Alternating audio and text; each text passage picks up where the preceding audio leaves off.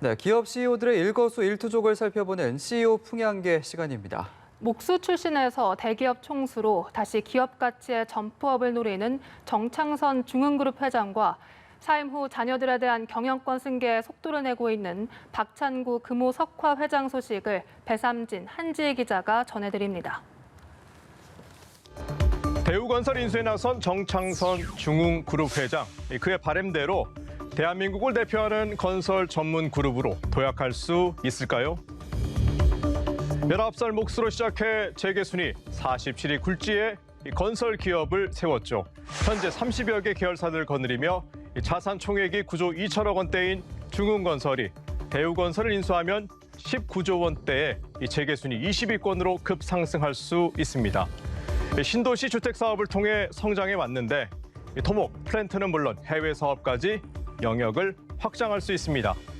이 건설사 순위로는 삼성물산과 현대건설에 이어서 3위로 정 회장의 집념이 통했다고 봐야 되겠죠.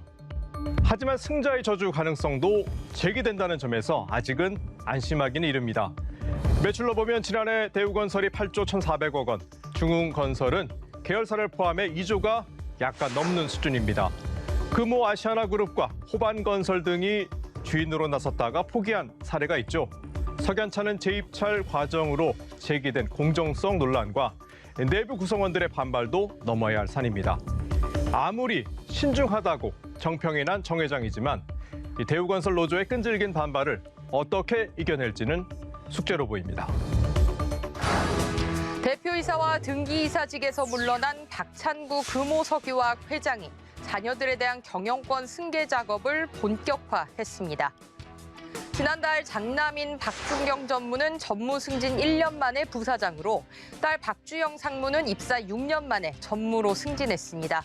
올해 73살인 박 회장은 이번 주주총회에서 조카인 박철환 전 상무가 제기한 조카의 난을 경험했죠.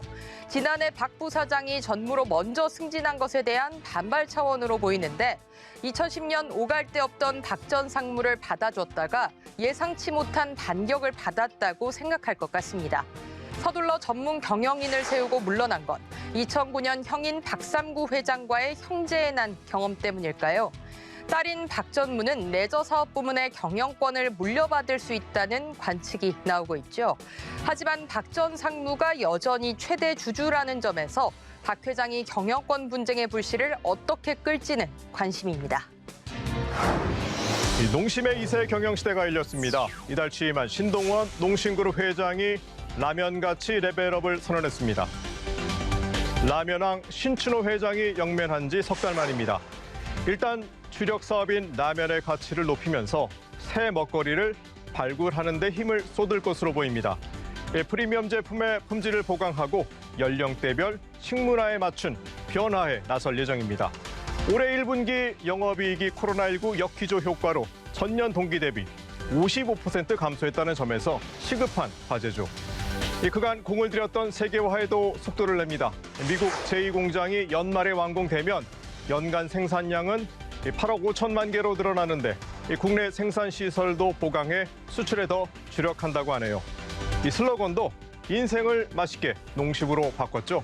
이 세계 라면 기업 5위에 만족하지 않고 고객에게 신뢰받는 선한 영향력을 미치겠다는 목표인데 어떻게 이룰지 지켜보겠습니다. 빌보드 차트에서 BTS의 버터가 6주 연속 1위를 기록했는데 방시혁 하이브 의장은 돌연 대표이사직을 내던졌습니다. 본인의 전문 영역인 음악 프로듀서 업무에 더 집중하기 위한 차원이라죠. 전문 경영인 체제를 도입해 해외 진출 등 글로벌 기업으로 도약하고 창립자에 대한 의존을 줄여 더 투명한 지배구조를 만들겠다는 보관입니다. 다만 핵심 사업의 의사결정에는 참여한다는 방침입니다.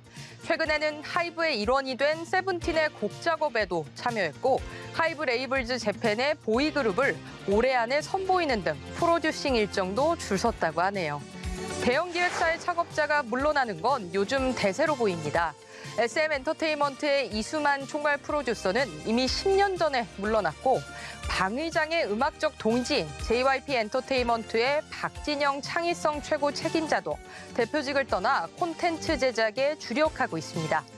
사세가 커지면서 오너 혼자서 감당하기 어려운 탓일 텐데 당 의장이 BTS에 국한된 콘텐츠를 플랫폼 영역까지 어떻게 확장할지 지켜보겠습니다. 현재 코로나19 확진자의 절반 정도가 델타 변이 바이러스 감염자입니다. 방역 당국은 수도권의 경우 굉장히 위험한 상태로 보고 있죠. 우리 경제를 급격히 위축시킬 수 있는 단계가 되지 않도록 세심한 주의가 필요한 시점입니다. 이번 주 CEO 풍향계는 여기까지입니다.